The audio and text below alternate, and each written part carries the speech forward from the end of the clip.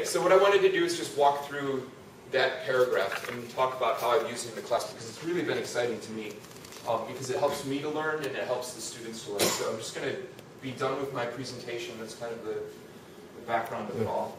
And I'm going to go to these web pages that I have brought up.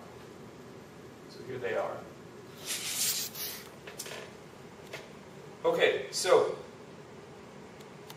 I don't know how many of you have used social bookmarking or are familiar with it. If I asked everyone to write down a definition of it, that wouldn't be the point, because it's very easy to learn about it. In any of these social media tools, there's lots of people who are happy to make definitions or explain them. So Common Craft is one source where when I find a new social media tool that I don't understand, this is a great place to go. This is what I've used to explain it to students. So my course isn't about teaching them how to use these things. It's, hey, watch this 2-minute video. You can get it really quickly too. Now let's use the tool. So that's how I get around the complexity of trying to figure all that out. So I'm going to X this out. Common Craft, just one example of social explanations about any of these things.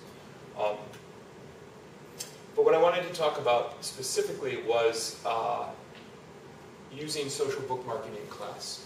So everybody's got a different interest. In my PGDE course, I had physics, chemistry, Tamil, and history was the one I couldn't remember yesterday. All there in the same class. It's a lot of different interests. So how do you get these people exploring, contributing, getting feedback from one another? One of the things that I didn't do in that class, but that I could have, this is just my thought experiment, is to have them, as they find resources, begin to share those. And this is one of the ways to just kind of track all the different websites that they're finding. In my course on qualitative research, we use this to kind of map the theoretical landscape, map some of the methodologies and specific methods that have been used in qualitative research at the dissertation level. And so what's interesting to me is what I've done here is searched for SE 810, which is a meaningless jumble of letters and numbers unless you were part of the SE 810 course. So we use this tag to isolate all of the resources that the students had generated over the course of the semester. And you can log into, you don't even need to log into Delicious. You can just search for SE 810 and you'll get everybody's bookmarks as well. So our course generated 212 websites that are tagged with some kind of relevant connection to what we were exploring in the courses. So all of a sudden we've kind of crowdsourced this whole landscape of internet materials that could be relevant to this particular course. You could imagine what a powerful resource this would be if we had 400 PGDE students crowdsourcing resources for their particular discipline. This could be something that would feed forward as they move through their careers, right? They're building a collective resource that they can connect to and draw on and continue to build. So I think that's a pretty exciting thing, because all of my students have this to go back to. I have it to go back to because it's a learning resource for myself as well as for Kate. And so it kind of gets maintained as well when we refine the tags and whatnot. So that's that part of it. And I just wanted to also highlight that there's a nice way in Delicious to take these tags and organize them also within a network. So what we literally did was build a network of everybody in the course. And so that was a way that we used this social media to share our resources. And the other thing is relatively straightforward, and I think after Lindy's presentation this probably seems pretty trivial, but we used a blog. But what we did was to structure the activities, and we had a sequence of 5 specific types of blog posts that the students had to write.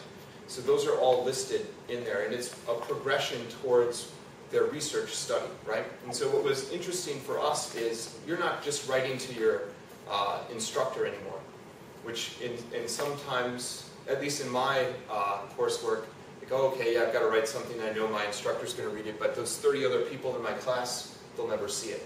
But it suddenly becomes a different kind of activity when I know that those 30 people are going to see it, and potentially anybody in the world could. Mm-hmm. So we all use Blogger, and we created a network so everybody was linked to one another's blogs. You could keep yours private so that only the people in the class could see it, but nobody else in the world, or you could open it up like Lindy did. You can take that risk, that leap of faith that people are going to give you constructive criticism, hopefully, or you'd be open to any kind of strong critiques they gave.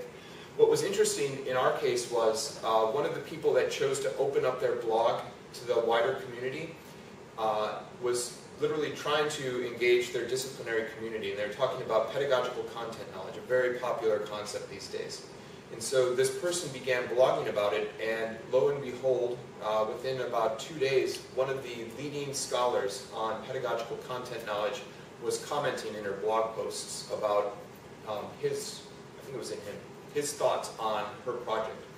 And so to me, this was another nice example of how social media, beyond Blackboard, creates opportunities for students to build that trajectory that they're going to continue. In this case, it was for students in a qualitative research course going on to be lecturers, assistant professors, so on and so forth. But it could easily be the case that PGDE students would do it as well.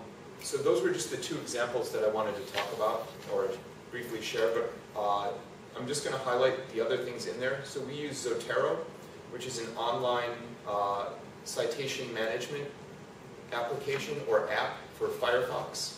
Mm-hmm. So that was a way that we could build and share references. We did that for the readings we did in the course, and then other readings that people brought in. That was particularly relevant, actually, because we had another aspect of the engaging the disciplinary community was looking in Google Scholar for people that cited the papers that we read. So what's always an interesting thing for me is, and I'm sure you guys are all familiar with this already, we have to do this for review. So when we read a piece, so let's say we read Lincoln and Guba on qualitative research. So here's their most infamous tome, cited 14,883 times. So you can go in and see all the papers that reference Lincoln and Guba. And so what we asked students to do was not to just note who did this, but to find one that they thought was relevant to their own interests. So if that student was interested in pedagogical content knowledge, who in that area is enlisting Lincoln and Guba to talk about pedagogical content knowledge? Find that article, download it, find out where they're citing this article that we read, and try to understand how they were using it. What kind of tool was the Lincoln and Guba argument for developing their thoughts and their ideas in that specific article? And so that way we're trying to understand more than just one argument, but to see how that's situated in the broader interpretations of the community. And so that's something that we did, and we added those additional articles into the Zotero database. And so slowly but surely over the course of the semester, we were building this collective resource of the things we were exploring and expanding our awareness of how these specific core articles that were in the course related to a broader community.